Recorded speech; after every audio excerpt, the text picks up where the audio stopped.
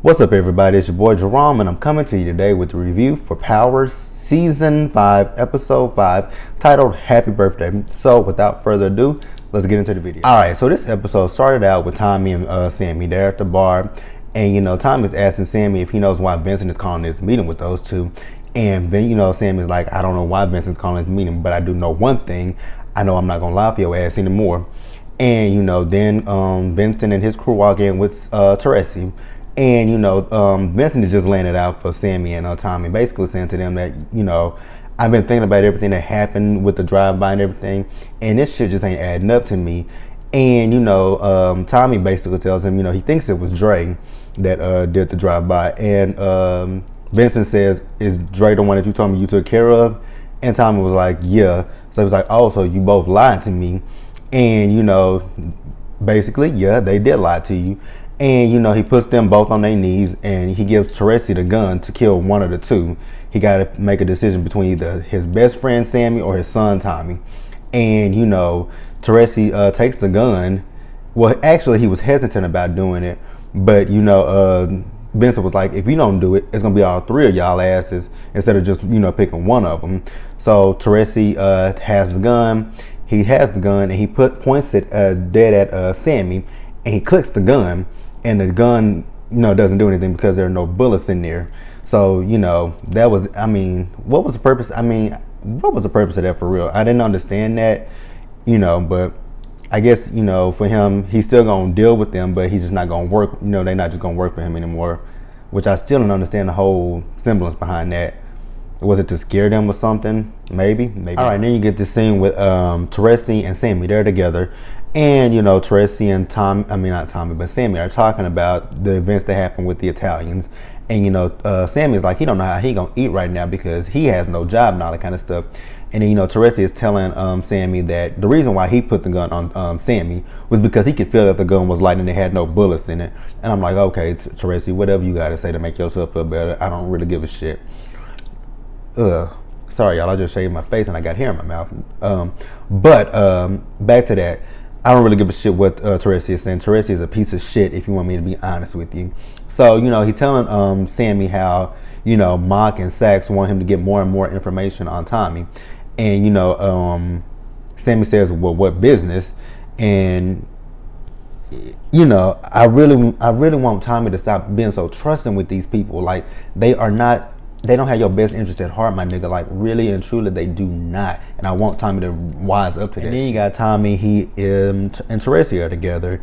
And, Tommy is asking Teresi, do he think he could rebuild with the Italians? And, Teresi's like, nah, we are all out of a job right now. And then, Teresi is talking about how, he spent 25 years in prison for those motherfuckers. And, they didn't take care of Connie like they promised him and all that kind of stuff.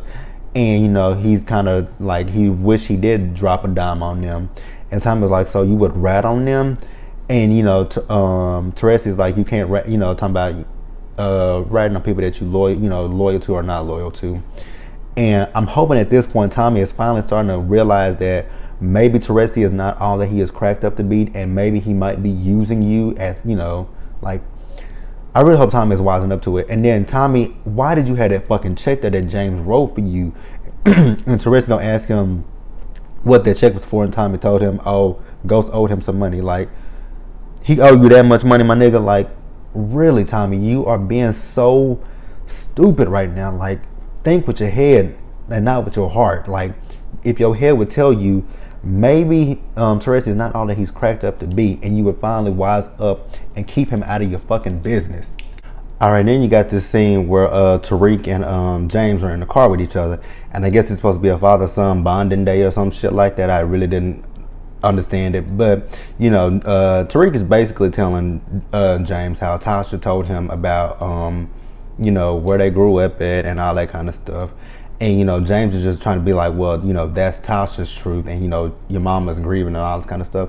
And I'm like, what does that have to do with anything? Like, you both have talked about where y'all grew up at. So Tasha's not, it's not like Tasha's fucking lying or something. Like, what was your point about saying, that's her truth and it's not your truth? But and then he's talking about he want to give Tariq the childhood that he didn't have. Like, I get that, James. You want to give him the childhood that you didn't have, but the childhood that you've given him is a fucked up ass childhood because you lost Raina to this lifestyle that y'all are living in. So I don't really see how 1 + 1 = 2, because it's not.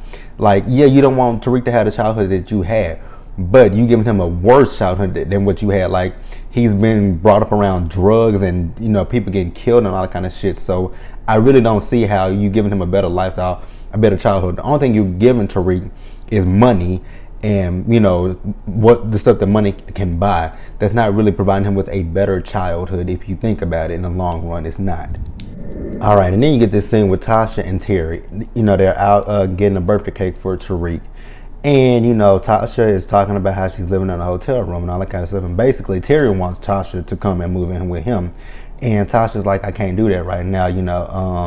Tariq still doesn't know that she's moved out of, James's penthouse and all that kind of stuff.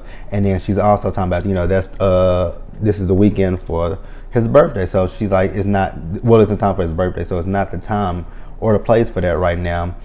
And, I don't know how I feel about her possibly moving in with Terry. I mean, I want Tasha to be happy, but I don't think that Tasha is thinking everything through thoroughly, because she's keeping secrets from Terry for one. So I don't see how a relationship with her and Terry can work out with her keeping big ass secrets from him. But whatever with that one.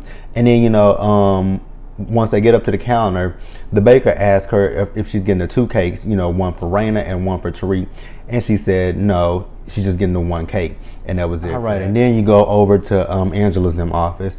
Angela is talking with Tamika. She's telling Tamika about Mock and Sax, how they had that tracker on Tommy's car activated. And, Angela is saying that, she thinks that they are up to something. And then, they go to their briefing.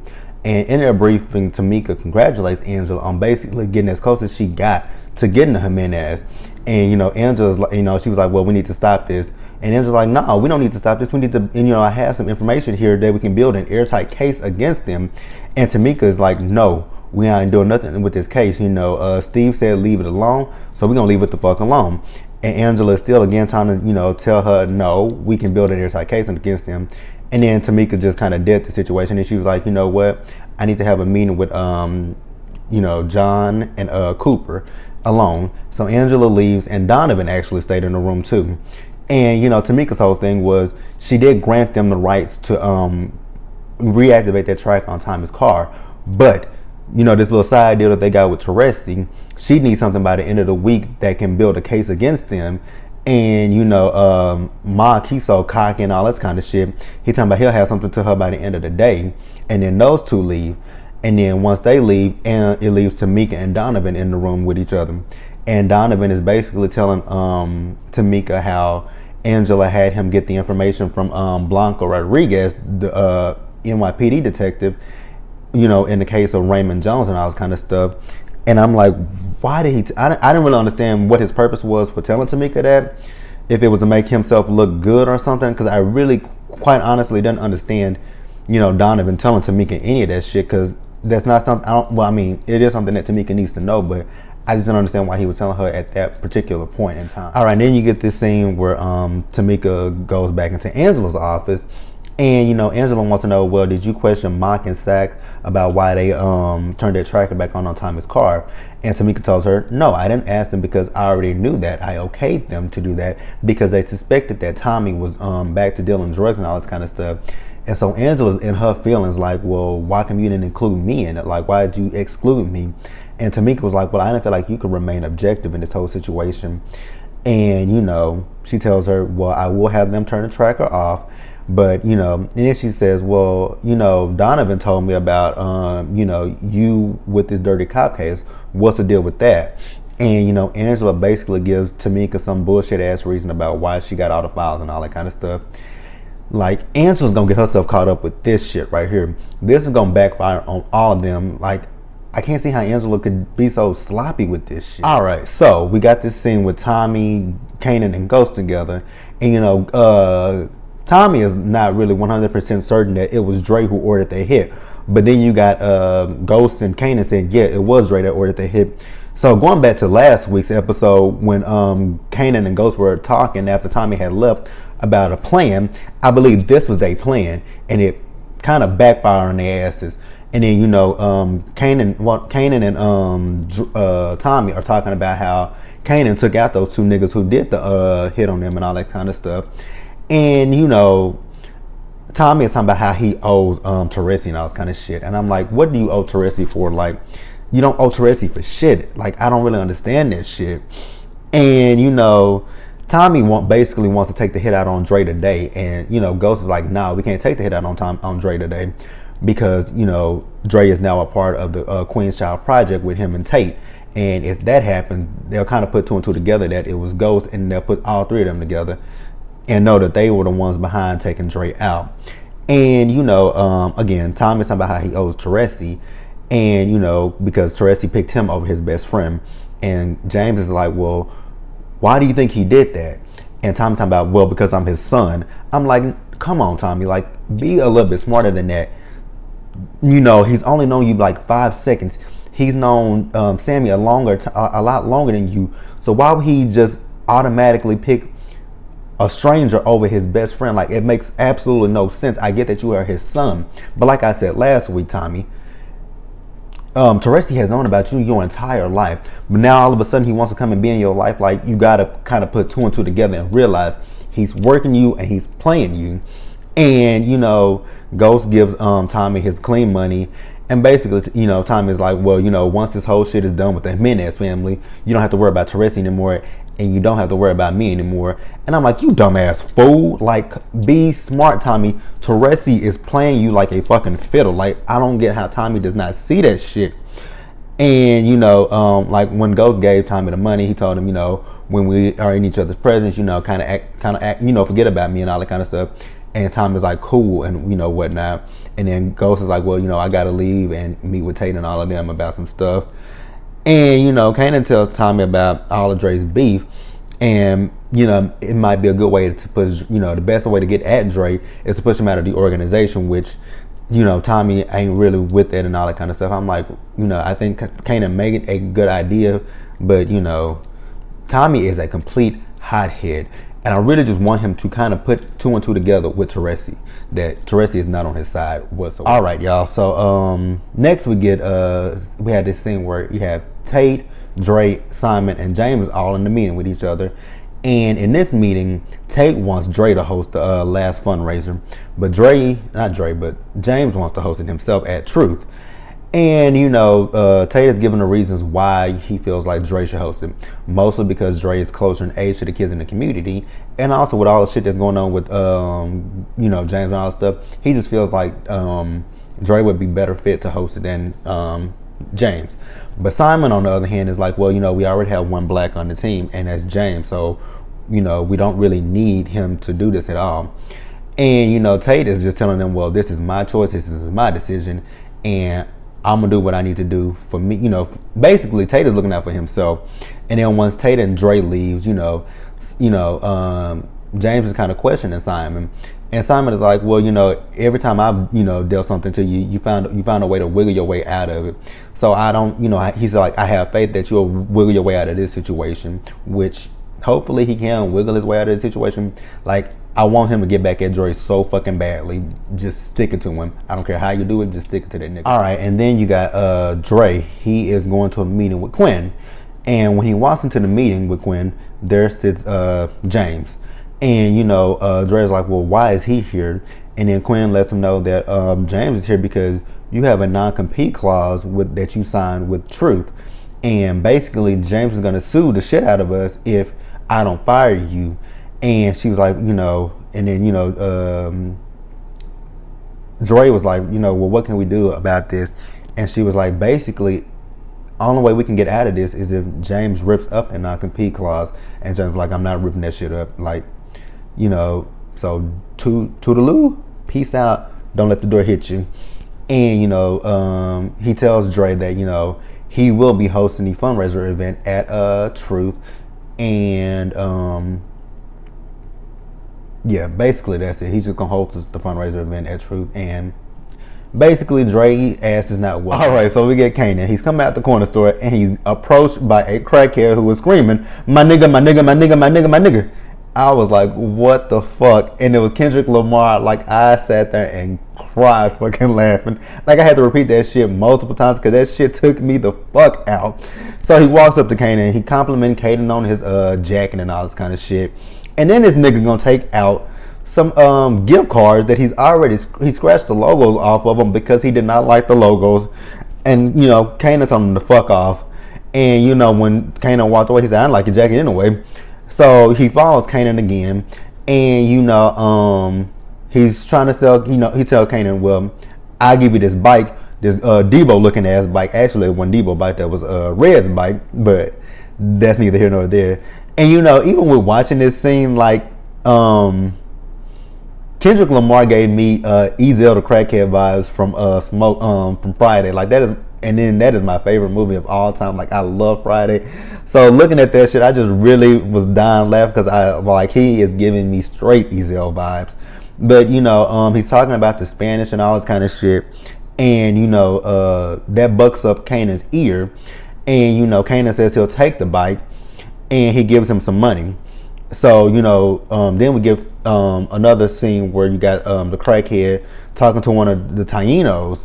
And you know, you got Kanan on the bike, and he's you know, flicking the bell and all that kind of stuff.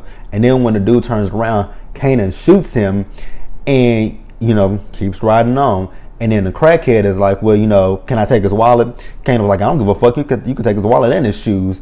And I'm like, that shit was funny as fuck. I swear to God, he gave me straight up Ezel vibes. Like, I'm like Kendrick Lamar must have sat there and watched Friday back to back before he went in to have filmed this scene, because that shit was funny as fuck. When he come up to that nigga talking about my nigga, my nigga, my nigga, my nigga, my nigga, I'm like, what the hell? But it was funny as shit. Okay, so back to the crackhead.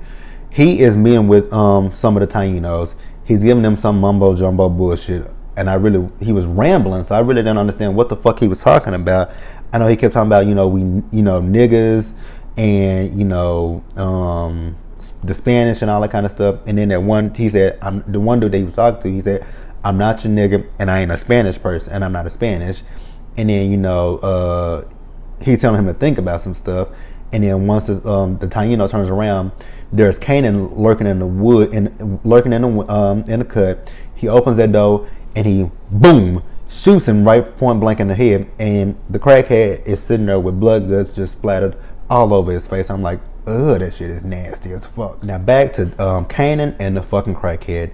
They are together, and this crackhead is going on and on about this chicken that he's eating, and I'm like, how the fuck are you going on and on about this chicken that you're eating with this blood guts splattered all over your face? Like, like I would not be able to eat anything after I saw, first of all, I wouldn't be able to eat nothing after I saw Kanan just point blank kill this dude in my face, and then his blood guts just splattered all over my face. Like, I would be throwing the hell up. I would not be eating no fucking chicken. And you know, he asked Kanan, was he he's I guess the crackhead is a vegan, which I never heard of a vegan crackhead ever, but whatever. So, you know, he asked Kanan, was he a vegan? Kanan said he tried that shit once before. It was like eating pussy. And you know, he ain't with that shit anymore. I'm like, okay, if you say so. I'm not going to say anything. I'm going to let you keep that. But, you know, the crackhead, you know, he's just walking around and all that kind of stuff. And, you know, Kanan pulls out the gun and he unloads it. And he gives the crackhead the gun. And he tells the crackhead to go sell the gun. And then, you know, the crackhead asks him, you know, well, you know, do you have any friends or anything like that? Are you sad? And then, you know, he tells Kanan about some kind of drug and the side effects of it. And I'm like, what kind of shit is that? And shout out to Kendrick Lamar, because he did a badass job at playing that crackhead. Like, I really believe that nigga was a crackhead from his look to the way he was acting. So kudos to Kendrick Lamar. Like, that was funny as fuck, and I really did enjoy seeing him as that crackhead. Like, I hope he comes back at some point in the season or in the show, period. Like, he was a believable ass crackhead. All right, and then we have Angela and James meeting up at a shoe store. He's shopping for Tariq a gift for his birthday, And Angela was like, I thought, he thanks her for meeting him the other night. And she was like, well, I thought that was just, a one-time thing. And it was like, oh, I just need help picking out a gift for Tariq. And she was like, you need a help from me, you need help from me. And he was like, well, I can show you the shoes, and he's a teenager, and you can help me. I'm like, Angela has no kids, so what would she know about shopping for a teenager? No shade to Angela, but what would she know about shopping for a teenager? And then, he's telling her about Dre being on the Queen's Child Project and all that kind of stuff. And then, she feels like he's getting sucked back. She's getting sucked back into his world, and he's getting back into the shit that he was in before. And he was like, he assured her that no, it's on the up and up. He's working with Councilman Tate and all that kind of stuff. And then, Angela's again talking about how she don't want to get sucked in. And then, he mentions that it's the twins' birthday. And then she was like, oh, Jamie, I'm so sorry. And I'm like, Angela, shut up, please. Like, I'm over you right now. Shut the hell up. And then Tamika calls her, and then, she's talking about, I'm in so much shit right now with my job and all stuff, so I have to, I want to stay here with you. And James like, oh, no, you go, take care of that. And then she goes and leaves and all that kind of stuff. And he gets the shoes, and that was it with that. Like, Angela and James are going to work my nerves. I mean, I don't know how to, those two alone. You got Mock and Sykes. They are meeting up with Teresi in the hospital. And, they just trying to figure out if Teresi has any dirt for them, which he does not have any dirt for them. And, they like, well, we need something concrete by the end of the day. Like, we need to know who Thomas, distributor is, who he's working with, who's on his team. And then they also want something on James as well. And, Teresi assures them that he will get something to them by the end of the day. And I'm like, you fuck ass nigga. He's not a nigga. Sorry. He ain't a nigga, but you fuck boy. Put it that way. That's what he is. He's a fuckboy. Like, I cannot stand him. Hope by the end of the season, him and Dre are both dead. Okay, and then you get Teresi. He is meeting with Mock and Sax again. And, he's finally giving them some information on Tommy and Ghost. And I'm like, fuck. Like, Tommy, you were dumb enough to have that fucking check out in front of him. So he basically tells them that, Tommy is laundering money through James's club. And you just gave them what they needed. And I'm like, Tommy, you dumb motherfucker. Like, you gave Teresi what he needed to turn be a rat on you. Like, oh my God, Tommy. Like, how could you be so stupid?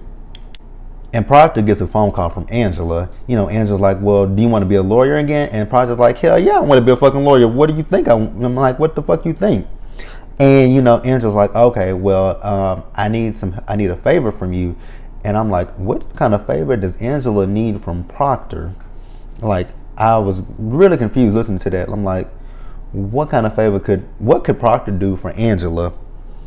Like, I don't know, but we'll see. All right, and then you have Proctor and Tommy meeting up with each other. And, Proctor's asking Tommy how things are going with him and Teresi. And Tommy says, terribly. And then, Proctor's like, well, don't tell him so much, keep some stuff to yourself when it comes to him.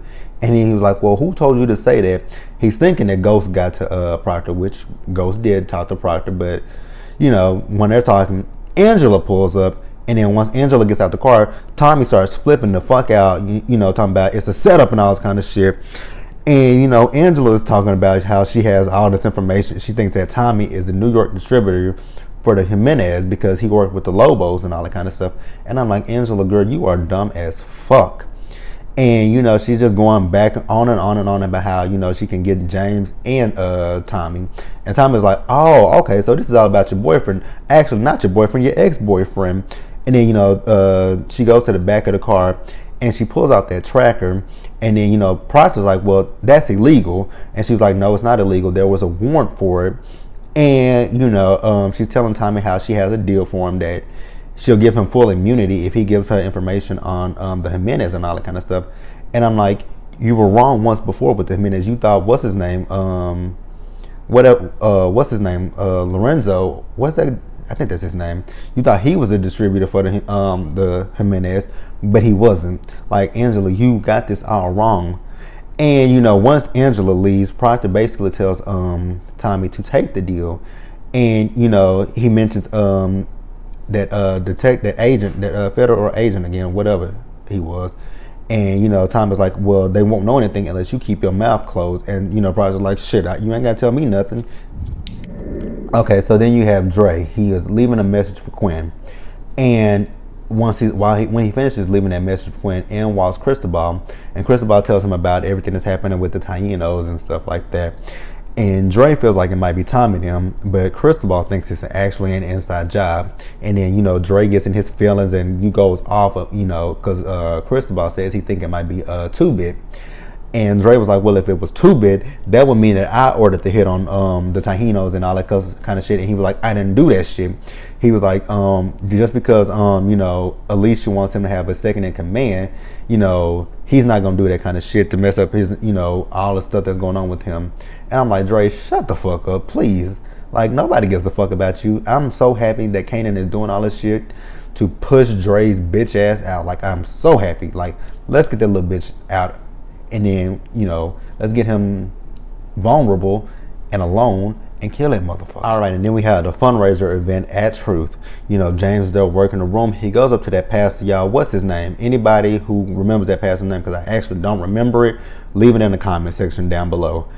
And, you know, the pastor is telling James that, you know, there's Tate with Dre. So, you know, James looks over and sees him. And he goes over there and he talks to them. And, you know, he's like, why is Dre here? And then, you know, Tate is like, well, I feel like Dre could be a valuable asset. And, you know, there are so many investors in this room that they could be Andre's next employer. And I'm like, oh, what the fuck? Like, Dre is like a fly that you just cannot fucking get rid of. Like, you can't get rid of and you can't kill. So, you know, James is just getting pissed off at this point.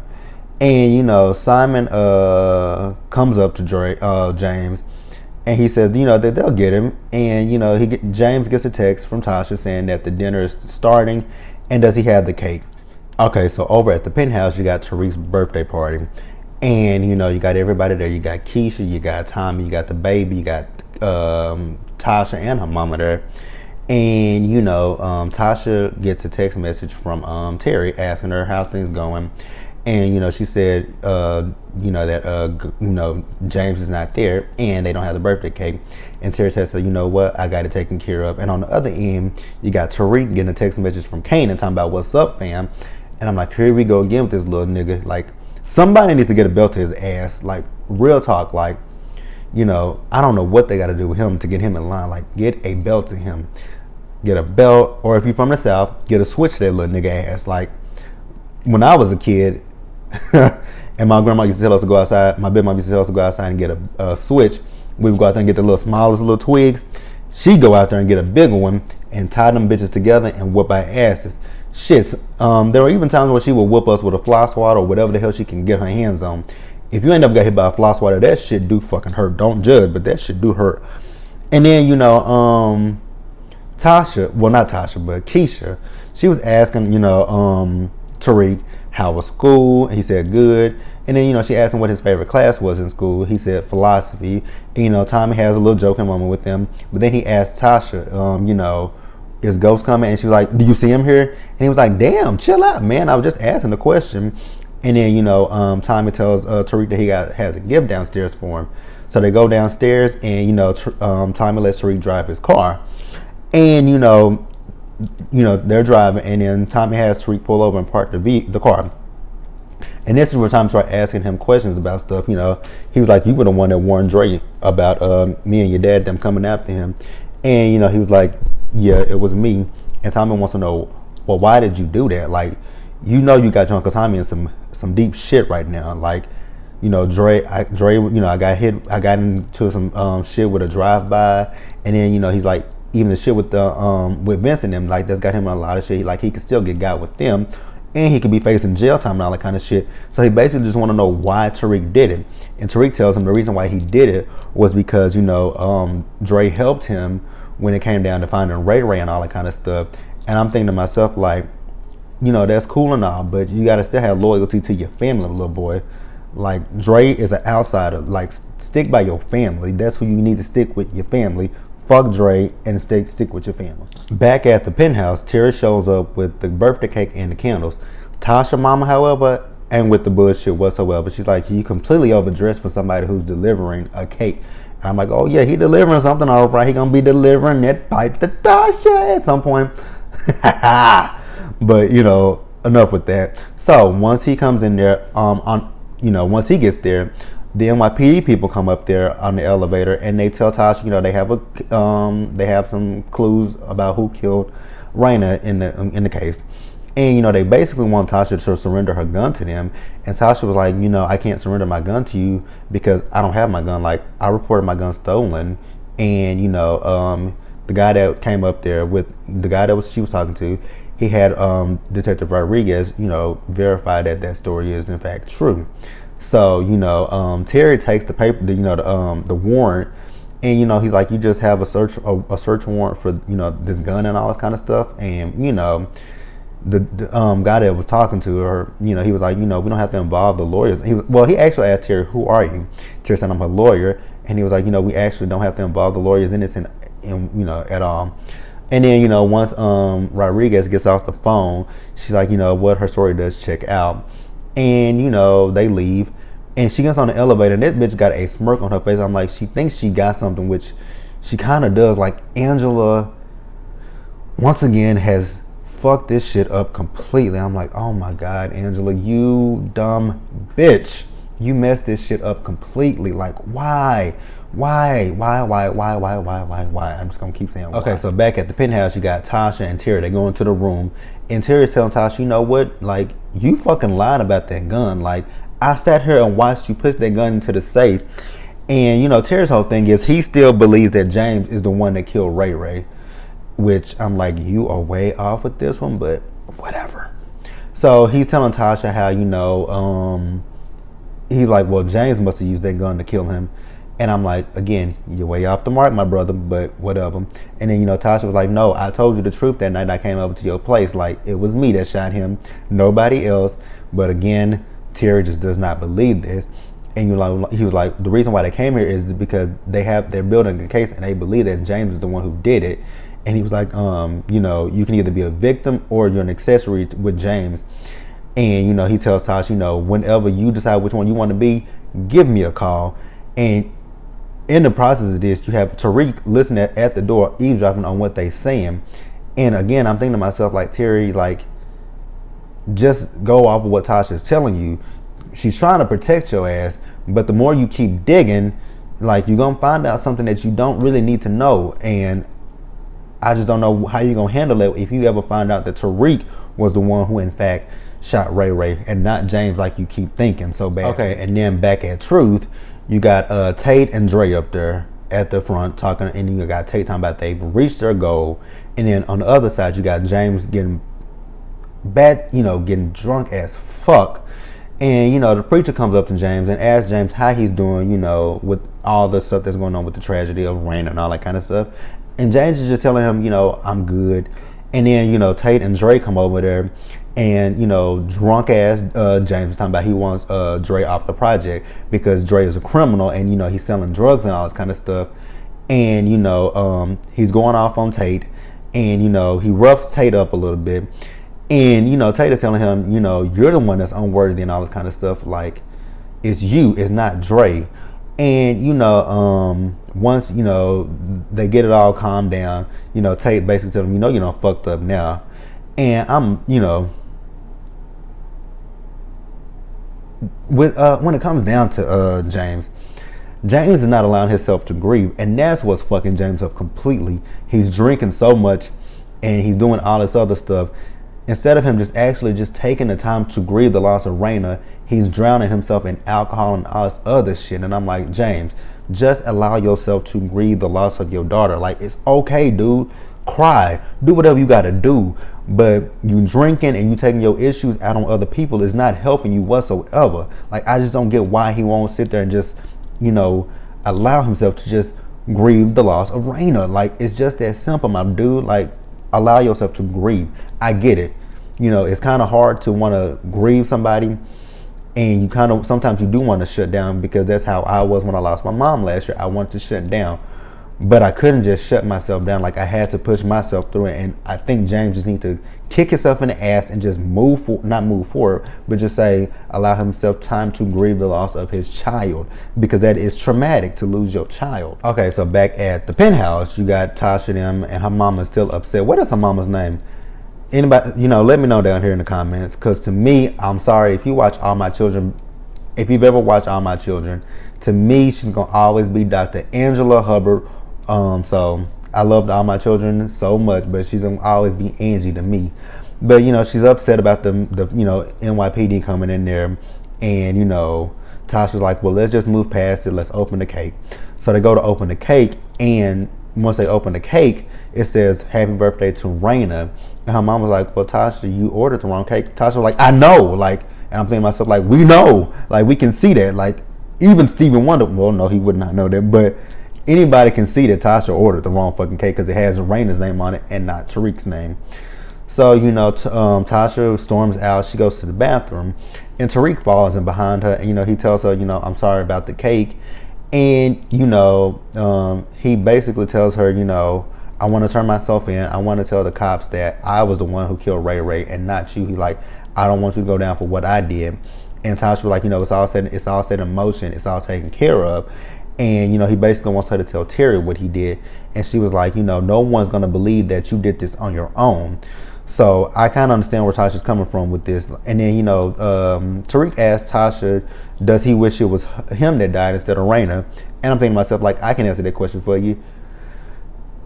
Don't judge me, y'all, because I'm going to say what I'm thinking. Yes, I do wish it was you that died instead of Raina.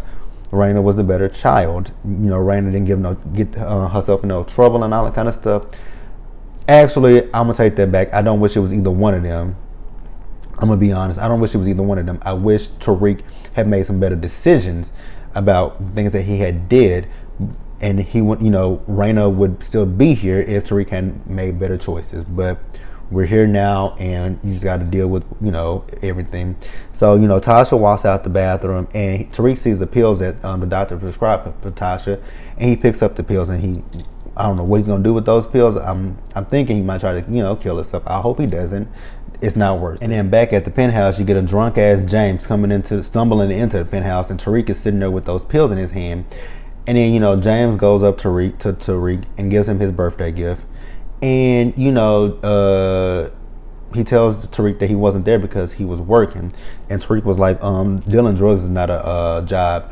And then, drunk ass James is upset and pissed and getting in Tariq's face and telling him, he was at the club building a legacy for Raina. And I'm like, James, sit your drunk ass down somewhere, please. And then, he's getting into it with Tariq. And, he's telling Tariq about, all the stuff that he's, the shit that he buys for him, all that kind of stuff, monetary stuff. And, basically calling Tariq selfish and all that kind of stuff. And I'm like, James, just because you buy him monetary stuff, that doesn't mean anything. Like, love and all that kind of stuff is what matters. Like, your monetary stuff, it means absolutely shit. Tariq can't take that with him if he dies and shit like that. So I was out here for Tariq telling James that he's so selfish that it's all about him. And then they start, James starts coming at Tariq and all that kind of stuff. And then Tasha has to intervene. And Tasha basically tells James like, yo, you gotta go somewhere tonight. And then he was like, well, this is my place. You left me. Why I gotta leave? And Tasha's like, I need you to leave until we leave. Then I'm like, James, take your drunk ass somewhere, because you are doing the absolute most for no fucking reason at this point. Like, you doing way too much. Okay, so then you have Dre. He is leaving a message for Quinn, and when he finishes leaving that message for Quinn, in walks Cristobal, and Cristobal tells him about everything that's happening with the Taínos and stuff like that. And Dre feels like it might be timing him, but Cristobal thinks it's actually an inside job. And then, Dre gets in his feelings and he goes off of, because Cristobal says he think it might be 2-bit. And Dre was like, well, if it was 2-bit, that would mean that I ordered the hit on the Taínos and all that kind of shit. And he was like, I didn't do that shit. He was like, just because, Alicia wants him to have a second in command, he's not going to do that kind of shit to mess up his, all the stuff that's going on with him. And I'm like, Dre, shut the fuck up, please. Like, nobody gives a fuck about you. I'm so happy that Kanan is doing all this shit to push Dre's bitch ass out. Like, I'm so happy. Like, let's get that little bitch out, and then, you know, let's get him vulnerable and alone and kill that motherfucker. Okay, and then you got Dre and Diego meeting up with each other. And Diego is basically questioning Dre about his gold gun, if it was him that turned, you know, gave it to the feds and all that kind of stuff. And, you know, Dre was like, I don't even know anything about your gold gun. Like, I haven't even been around you that long enough to even steal your gun. And if I was, you would know it. And, you know, he's telling him all the stuff that's going on with Crystal Boss, people getting hit and all that kind of stuff. And how he believes that is Tommy and Ghost. And, you know, he probably feels like it was Tommy and Ghost that, you know, did him in with that gold gun. And, you know, Diego was like, well, I want to fuck them up and all this kind of stuff, but I want to leave Alicia out of this, and I don't want her to know anything about what's going on between me and you. And I'm like, oh shit, here we go with some, like, Diego is a hothead, and I don't, you know, anything that he does, I'm kind of leery and worried about it, how it's going to help, you know, hurt Tommy and Ghost and even Kanan in this situation. Like, I'm really worried about it. And then you got Kanan and Tariq together. So, you know, Tariq is thanking Kanan for picking him up and dropping him off wherever he's going. And then, you know, Kanan was like, well, why can't you in and ask your mom? And then, you know, Tariq is telling him that she moved out of Ghost's place and all that kind of stuff. And, you know, Kanan said, well, I would wish you a happy birthday, but that would probably be fucked up, you know, with the Raina situation and all that kind of stuff. And again, somebody needs to take a belt to Tariq's ass. Like, he's doing stupid shit, getting himself involved with Kanan. Like, why? Like, I don't get what the fuck is going on with this boy. Like, I don't really understand him at all. Okay, and lastly, we got James. He is at the church with the pastor, and James is blaming everybody for everything that's going on in his life with, you know, with his wife, his daughter, and all that kind of stuff. First, he blames God for Raina, and then, you know, he want to blame Tasha and Tariq for some other shit. And I'm so glad that the pastor asked him, well, where were you at when all this stuff happened?